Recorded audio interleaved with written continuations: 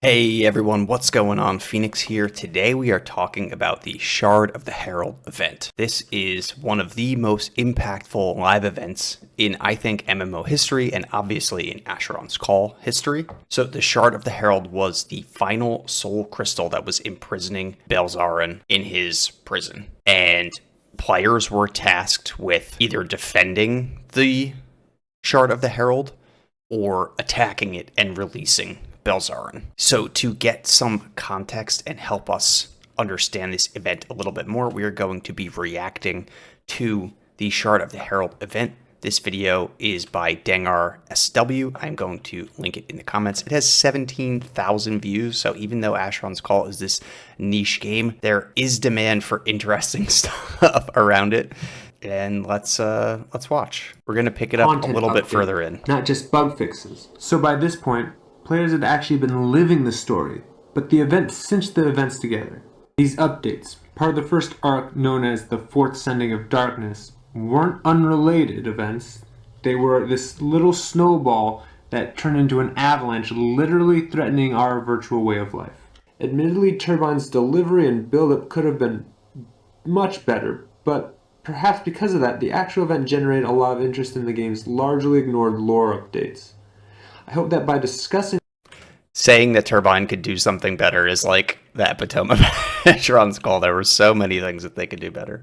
Turbine did to build up the event and comparing it to what players noticed and reacted to, modern players can appreciate the work that went into the event, and maybe developers can perhaps emulate it in a manner that's more fitting for modern video games. So before I actually talk about the defense part, let's talk about where the Shard of the Herald came from and where the story began. Literally a year before the actual Shard defense occurred, players got a new location, Fror, which hinted at a long-lost darkness the undead Forians were trying to keep hidden.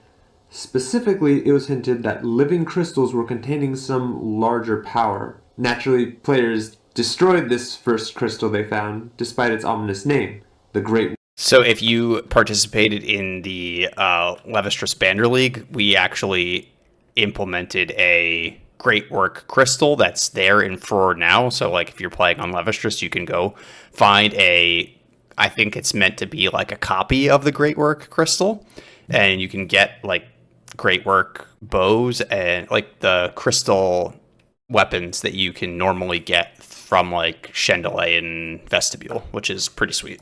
Lore collected through the experience, which was translated in-game via NPCs, strongly hinted that players had destroyed something containing an evil they were not supposed to know. Now, there wasn't any sort of gibberish that they had to decode. It was that you were told in the book, you can't read this, or something to that effect. And it was hinted that you should go to XYZ town, talk to this librarian, and they could translate it for you. Now, admittedly, I wasn't playing Asheron's Call yet, but talking to those who had, what most of them recall was that the thing they noticed most was the content aspect of the update, not the lore. Remember, this is 1999, 2000. We're not really getting a lot of DLC. It doesn't really exist as strongly as it does now. So to be getting this new dungeon and new creatures right when a game has first come out is very new and surprising and exciting for them. The lore, especially told via text, is a lot easier to miss or ignore. And if you ask an adventurer, everybody ignores the lore of Asheron's Call. I know when I'm making videos and running through quests, it's really hard for me to pay attention to books and like read this kind of stuff because unfortunately, it doesn't really have an impact on the gameplay a lot of the time, and you can ignore it. And this pattern would actually repeat itself at least over the next year. Now, Turbine wasn't just using text, both in and out of game, to relay the story to the players. There were in-game cues. For example, in the next update, something changed with the shadow creatures. Shadows were almost sentient chaos that had corrupted a living being, sort of like aliens mind-controlling people. The thing is, originally, shadows only spawned in specific areas. These areas, known as points of interest, were on the map. You would know that something was supposed to be happening here that would be of interest. What happened with the update was that suddenly the shadows would be appearing randomly anywhere, even in newbie hunting locations. As agents of this yet unnamed evil, they were one of Asheron's Call's more dangerous creatures. They used not just strong melee attacks, The Shadow Child holding the giant sword is classic. I love that. But also various forms of magic. I wasn't playing still, but people that I talked to about the event said that almost no one remembered this change, just that suddenly they were seeing the shadows. Soon after that, in the February patch, we saw an influx of smaller living crystals, like the one that was originally killed, but these were not specifically named. I think the problem with changes like this and like people like noticing them, quote unquote, is like what's a lore-based change and what's like, hey, like we made this new creature and like we're adding it to the landscape. So it's like very difficult for a player to know the difference between what you should be like, quote unquote, paying attention to and what's just like, hey, I'm playing the game and like this thing's here. But more importantly, we saw other additions. Something had caused this large, magically hidden bridge Obsidian to appear span. out of thin air. Classic Asheron's It skull didn't location. seem like a big deal, but it was hinting at other story ideas. Another sort of unseen thing was that this human named Hamoud, who had sided with the shadows as a human, was discovered and supposedly had died. I just did a video on Hamoud's Pyreal Guitar, another classic Asheron's Call quest. Something called Atlan weapons. They were introduced via in-game translated books again as something that would be used to fight the shadows back. But again, this was something that people saw as content rather than the lore surrounding it. More importantly, though, was the introduction of the Gauntlet, an invite-only event by the Forces of Darkness challenging high-ranked leaders of guilds on each server to survive an ordeal to prove their loyalty to this yet unknown evil. This is such an awesome concept. Like, I think now it would be so hard to implement because everybody would want to do it. I would want to do it, but I just love the concept of it.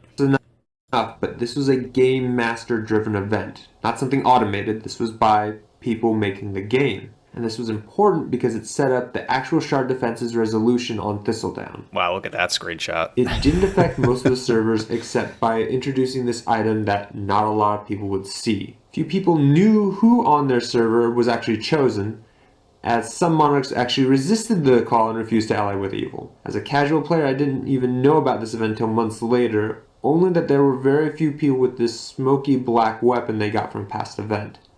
And part of this was introducing this idea that people who did take action and went and killed something would be rewarded. The monarchs who didn't receive any recoupable awards, the ones that had rejected this offer, would later actually gain audience with Asheron himself in a GM event, but it wasn't something that was tangible. It wasn't something that could be seen, and this also wasn't a reward that they received immediately. So Turbine was setting up this habit of, if you go out and kill, you will be rewarded. Now I know I love these like items that were one-time events, and that's something that's definitely like missed on the emulators now, is like, you know, the people who had like Nexus armor and, you know, the people who had these unique things that doesn't exist. And maybe, you know, with time, especially a lot of the custom servers are doing stuff that's sort of similar, but it doesn't have the same like weight to it. this idea of going out and killing to get rewards isn't exactly new to video games, but for what Turbine was trying to set up, it probably wasn't the best idea to make sure that they were only enforcing this sort of gameplay. Turbine didn't help the situation the next month when they released something called the Shadow Armor. Now, if you'd been reading the lore that came out with it, there should have been this sense of foreboding. See, the Shadow Armor was made from the remains of both shadows and crystals. It showed that there's a link between the two. Remember, the crystals were something that we were told are holding a power that we don't really know. It's holding something back, and by killing it, that's probably not sending the right message to players, especially if the bigger ones are ones that we're supposed to be saving. It wasn't just that players got new armor in the March update. We also had large floating spires suddenly appearing outside of... I remember the Shadow Spires. I was definitely playing AC at this time in retail. Several towns, serving absolutely no purpose, but they were impossible to ignore. Now, if these large spires that we couldn't enter or interact with didn't seem weird enough, we also had something happening during lightning storms. After the lightning would flash, there would be this demonic image just for a split second, and this would actually continue for months. Now, as a new player, I remember asking both in and out of character if other people saw the image. Some people said they did, others said they didn't, but people who said they did, we'd make these theories about who or what it was, what it meant. Because very few Wonder of us what that thing have is. this deep I love it. understanding of the lore. Especially if you were a newer player, like, there's this very large world to explore, and there weren't hints everywhere. They were in only very specific areas, some of them being sort of high-level ones. The only connection we could make was that the image we were seeing looked very similar to this demonic statue player killers had to worship in order to activate the PvP mode on the non-PvP servers. Turbine was using all this to sort of hint that something big was going to happen, and it did. Look at the old map with like the sun. That's crazy. I don't remember it looking like that. In April, the shadows attacked. The towers were active. There are these things called town criers, almost like in-game hints at the patch notes.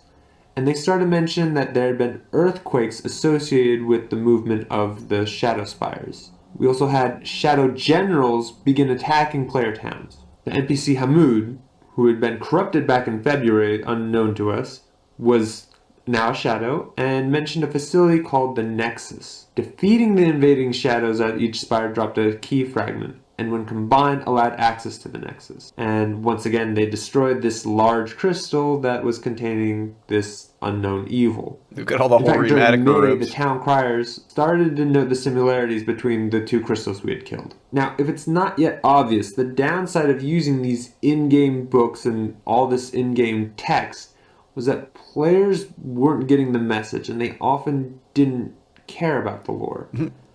We didn't have a lot of websites disseminating this information. Yeah, there was no online information at this time, basically. Not just because the internet was Maggie the Jack Cat classic, but it was very difficult to find online information about AC at this time. newer, which it was, but because Asheron's Call was a smaller title. What I actually remember about this event was shopping in town and suddenly being surrounded by shadows. Again, previously these were things that you would randomly find while hunting, and even before that they were stationary spawns. I remember during one particular attack reading that a third Shadow General was supposed to show up, but for some reason didn't. And the other generals never seen that cursed screenshot. him. That's cool. And this was at the end of a raid that we had just stopped. But what I do remember was that there was drama surrounding yet another unique reward dropped by this crystal people had killed. Yeah, that's the Nexus armor. Sadly, it looks awesome. Super cool. I mean, you can just get that like in loot gen colors now, but it's obviously not the same. I don't think it was anything special. AL 240 above average protection against slashing. It's just the UI is so different. It's crazy. Few players, especially at the highest levels, paid attention or even considered what the in-game actions were. It was mostly that there was loot and someone had supposedly stolen it. New content at this point was seen as something that would award a server first. You wanted to be the first one to kill this weird thing, this new thing, so that you would get your unique reward. And this is what we were focusing on. Which is cool. Like, server first it felt are like cool. we just beat these Shadow Generals. Because we had stopped all these town invasions, it felt like the Shadow arc was over at this point. As a player, what I mostly remember was we suddenly had high-level monsters in low-level spaces. And these spaces were primarily seen as solo areas.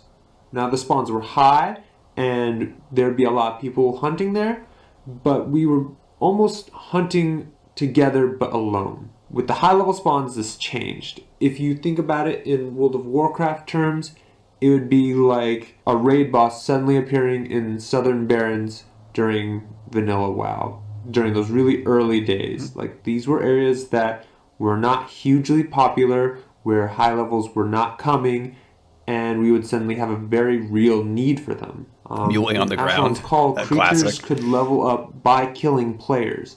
So you already had something quite strong, and as it killed more... This is something that's really important to this event and like definitely affects something important to keep in mind as we watch more of this. More and more of us low levels, it would get stronger and stronger. We would actually need a high level to come out and act as a very legitimate hero and save us and get not bad rewards from the creature, but mostly they'd be doing it for praise. Now, the spawn change issue was twofold. On the one hand, you would have like maybe one up to maybe 3 high-level creatures spawning in a lobby area at a time. Contain curious, seemingly balance-oriented details. The death of Shadow Crafters, for example, made it so that the armor we had gotten several patches before now was weakened.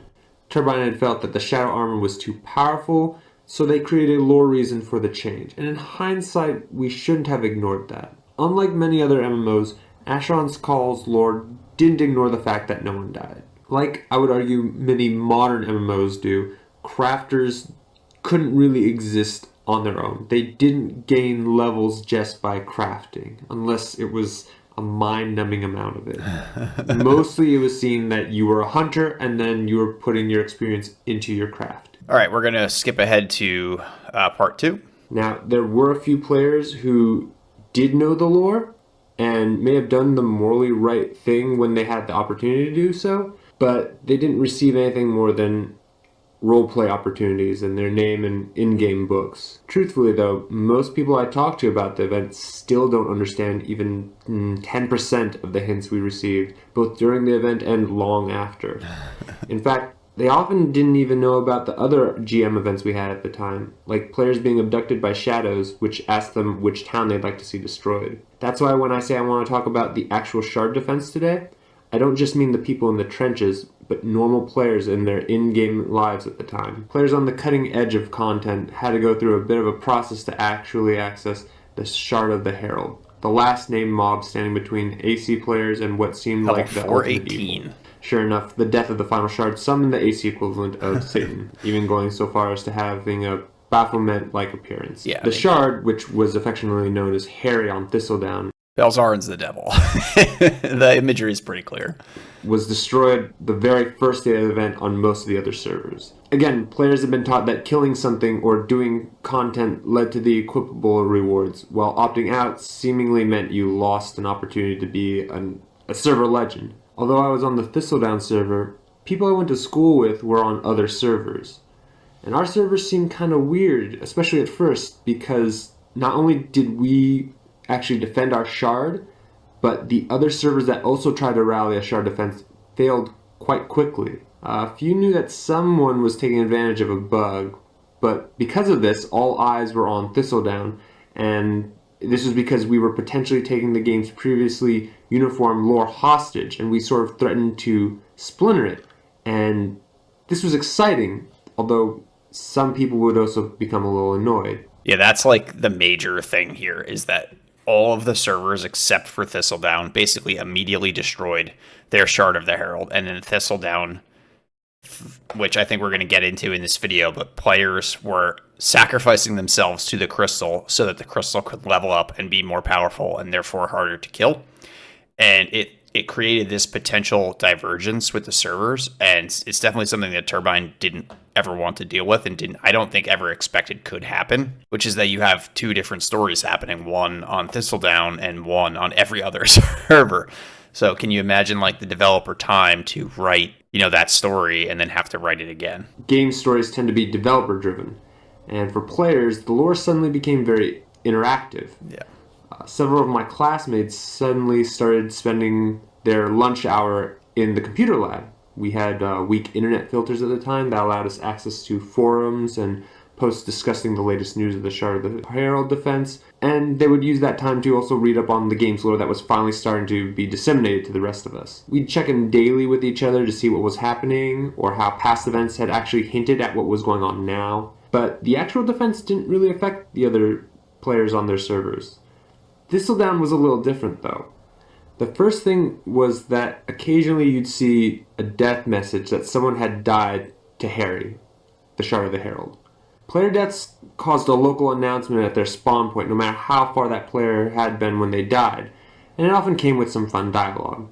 For example, you might have Shadow Child beats Dengar to a bloody pulp, and that meant a Shadow Child mob had killed a player named Dengar with bludgeoning damage. Normally, this served as sort of a warning of potential threats, either highly leveled mobs or in some cases player killers. However, during the event, this is how several of us had found out about one of the defenders' tactics, sacrificing themselves to the shard. Unlike most MMOs, Asheron's Call's creatures could level up by killing players. It's such a funny concept. Like, I wish they had kept it. Powerful mobs Obviously, become it's a bug. more threatening. It required higher level players or additional coordination in order to defeat them. It was also good for a laugh, because board players might level up a newbie mob like a rabbit or a cow, and then watch that mob just wreck unassuming lobies. However, when it was being used on the Shard of the Herald, it meant that players were giving the Shard a way to defend itself if, for some reason, they weren't able to log in or fight against the oncoming attackers. See, the Shard was in a PvP flagged area. You could only access that area by flagging for PvP. So not only did people trying to destroy the Shard have to contend with the Shard itself, but their fellow player. So, going back to the death announcement, during the event, certain names would keep coming up when they died. Sometimes multiple times within a short duration. These people were usually identified as Sharded defenders. However, upon this marker may be found the names of the known defenders of the Shard of the Herald, henceforth to be honorably known as the Vigilant. Throughout the month of Leafcoil Portal Year 11, these individuals defended the final soul crystal in defiance of the shadows and their human servants. Regardless of the hour or other demands on their time, they kept their vigil, aflame to keep the night at bay. There were others who assisted in this noble stand against the darkness. Their names are unfortunately lost in the mists of time and memory. Bow your heads and honor them. And then it's a list of the monarchs who defended the soul crystal, which is super cool. I wonder if that statue exists in the database. It could be put like on an emulator server or not. I should look into that. if it was a group of people who had died, we generally assumed that they had recently tried to attack the Shard. Now, naturally on Thistledown, there were a lot of us rooting for the defenders, but on other servers and people at my school were worried that our defense would prevent the developers from giving us our next update. Now, I'm not sure about the attack because I haven't been able to find anyone who was willing to admit that they wanted to attack the Shard, but as someone who wanted to help out with the defense, it really wasn't easy. Once regular players figured out who the defenders were, we obviously asked to join in, and as there was some cheating going on, few of them would reply to us. Often, actually, these people would just change their spawn locations so they could help level up the Shard without the threat of being discovered, not just because of the death message, but to hide their access method to the dungeon. I actually remember finding one such person who was willing to chat for a bit, but they were fairly secretive. All I'd learned was that yes, they were leveling the Shard, that certain allegiances were involved, and that few people were invited to directly participate with the defense. Eventually, however, I found out how some of us had been indirectly helping with the defense, including myself. But let's focus on those trench people first. So while some people were sacrificing themselves to the Shard, others were literally protecting it. 3 a.m. raids against the Shard were not unheard of. That's While crazy. leveling Harry was a player-created solution, the developers did give the Shard's dungeon ways of protecting it. There were other mobs, there were traps and switches, and these could slow the attacker's progress, especially if you were a defender with intimate knowledge of the layout. As the dungeon legitimately required a process to access it, without a special cheaty method to return to it, neither side really wanted to leave the dungeon. This is where the rest of the servers started to come into play. During the Shard defense, I noticed more people with cooks and alchemists. People were asking to buy more consumables than usual. In fact, my brother and I had made a character to cash in on the new market, but we didn't work on it so seriously. My patron, the person who recruited me into the guild, had a friend who had been making some high-level foods, though. It wasn't her main character, and primarily leveled up through the game's experience point pyramid scheme. So while the character was skilled at crafting, it was horribly weak. After she tried fighting with it one night and finding out just how weak her character was, she recruited me for a special assignment, pizza delivery. For several days, I'd come to her safe location, and she'd give me more pizzas than any reasonable player would need. And then she'd summon a portal. I go through the portal, run to certain coordinates, trade that pizza for some cash, and it was just out in the middle of nowhere. No one ever offered me a portal back, but my character was rather fast, so I just run to the nearest fast travel location and bring the money back to my friend. It didn't seem suspicious, and as I had said, there was this strange market all of a sudden for consumables, so I just thought, oh, this is a way that my friend is helping me get into the money-making process because I couldn't do it myself. However, one day when I was coming back with the money, there was another delivery person, and I knew several of the monarchs or guild leaders who are supporting the defense effort, mostly indirectly, like Ren the Blurry, who was actually friends with Linda Carlson before she worked at Treon. This guy, however, was not only in an allegiance that tended to be kind of self-serving unless you were a fellow power player, but they were flagged for PvP. And our own allegiance was inactive in the PvP scene, and we were much smaller and community-based. We really didn't run in the same circles as this guy. So once he left, I'd asked why we were doing business with him. And I was told that our pizzas were being used for the Shard Defenders. My understanding was that the Shard Defenders needed to physically be present in the dungeon, obviously. But because that they didn't want to travel back and forth so much, they brought a lot of consumables. This is why the specialty consumables were suddenly in demand. While there were healing kits that could be farmed from the right mobs, specialty food had to be crafted, and the time and effort that went into them was usually not worth it. Players could just use potions. But Asheron's Call's item management system included burden, meaning that you wanted light, efficient items so that your character could freely move. Heavy objects would prevent this. Normally, even with This is so funny because both of these are so irrelevant now. It's just been power crept so much. the system of specialty food was too much of a hassle for most people to bother with, but the war effort suddenly created a demand for them, as well as non-PK delivery boys and girls. Not just pizzas and potions, but portals, key fragments for those not abusing the bug, probably more than I was aware of. In short, much like with World of Warcraft's opening of the Gates of Anchorage, it opened new economic markets. Which is cool. That's what an event should do. Was that it didn't just affect the game's economy.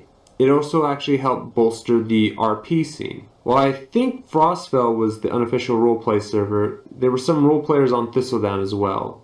In fact, one of the defenders, Blackjack, would write his side of the defense story through a roleplay story that's now preserved on Reddit and other parts of the internet. In-game, the lead-up had done little to inspire roleplay. I remember having story time with one of my first patrons, and the demon and the lightning made things interesting, but updates on the Shard of the Herald brought things to a new level. My patron would sometimes complain that her friends like to sit around and talk a little too often, but during the event, we had more and more role players stumble into our little meetings and spice things up.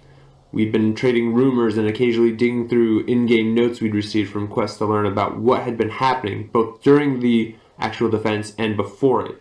Much like with my friends at school, this event made it so that we wanted to learn more about the game world, but being in the game world gave you an opportunity to roleplay what was going on and how your character would react to this situation. In fact, I even remember starting to roleplay a little with a friend from school, and it was something he'd actually never done before. And this, again, wasn't just about understanding the game's lore. The roleplay would bring in new dimensions, like how this affected our character's daily life, how much the game world seemed to overly rely on Asheron to solve our problems, or how other lore figures were appearing to save us. The bloody Now, while the event was still a lot of water fun is super cool too. for those of us not actually directly helping with the war effort, it really changed things for guild leaders, especially those working directly with the attackers and defenders. Fafherd, one of the more involved Shard defenders who's actually listed on the memorial and a non-player killer, told me via Reddit that his chat interface made it very hard for him to play at times. As the game didn't have guild chat, most people just did private messages, but he also had an announcement system that worked sort of like a text loudspeaker. He mostly remembers a wall of words when it comes to the event, but also he mentioned how people were obviously sleeping less to ensure constant defense, or for attackers, a possible opportunity to avoid that defense. As you all know, though, the Shard fell. The full details are discussed in a developer-written letter to the players, which is linked in the main article on Massively OP. A Tale of Six Crystals. December will mark the culmination of a 12-month story arc which has ranged from the icy caverns of Froor to the tops of the Shadow Spires to the enigmatic Nexus facility to the smoldering crater where Arwick once stood. A war has waged over the entire last year and countless casualties, humans, shadows, and even the poor Arwick cow have been inflicted. Now, this war's final battle is at hand. Belzarin has been freed from his crystal prison of 2,000 years. I'd like to talk a bit about the November event and the Shard of the Herald. A lot of what we did in November came from reaction to player feedback. In prior months, especially regarding the Nexus, players complained that there was no way to intervene in the plotline. People wanted the chance to defend the Crystal, to keep Belzarin imprisoned. We thought that this would make for fantastic role-playing and tried to come up with a system that would allow people to take a more active part in the event. Thus, the PK-only dungeon for the final Shard was created. We wanted to give the players a choice to defend the Shard or to destroy it. What followed became half by design, half by fortune, what was probably the most dramatic event in any RPG to date. Online RPG? They don't even say MMO yet. While most worlds broke the crystal in rather short order, Thistledown mounted defense, and what a defense it was. The Shard was monitored around the clock in well-organized shifts.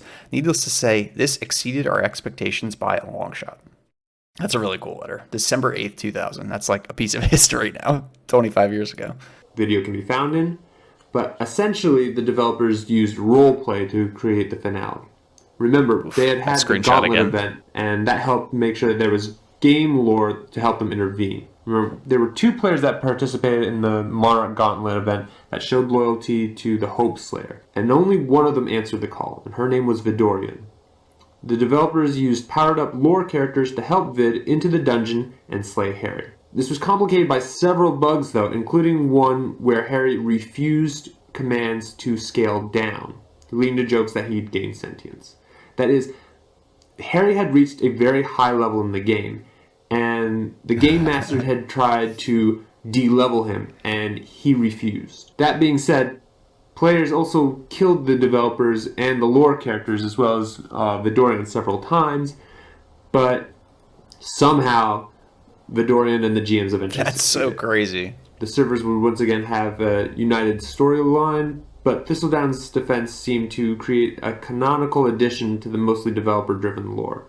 And that, I think, is a big reason why this stood out to players. Imagine being the developers and putting your eggs behind this one monarch, and then they just can't get it done. And you have to, you have to bring in, I don't know, Black Farah and all these other characters. So, why was this such a big event that still seems poorly understood? First, Turbine tied server first to kills, and these kills gave unique loot drops. This not only promoted the kill option, but also made game lore a commodity. It didn't help that the game was already a niche within a niche genre. That being said, there was an audience for it. While AC was niche at this time, it still had, it was still the 3rd biggest MMO.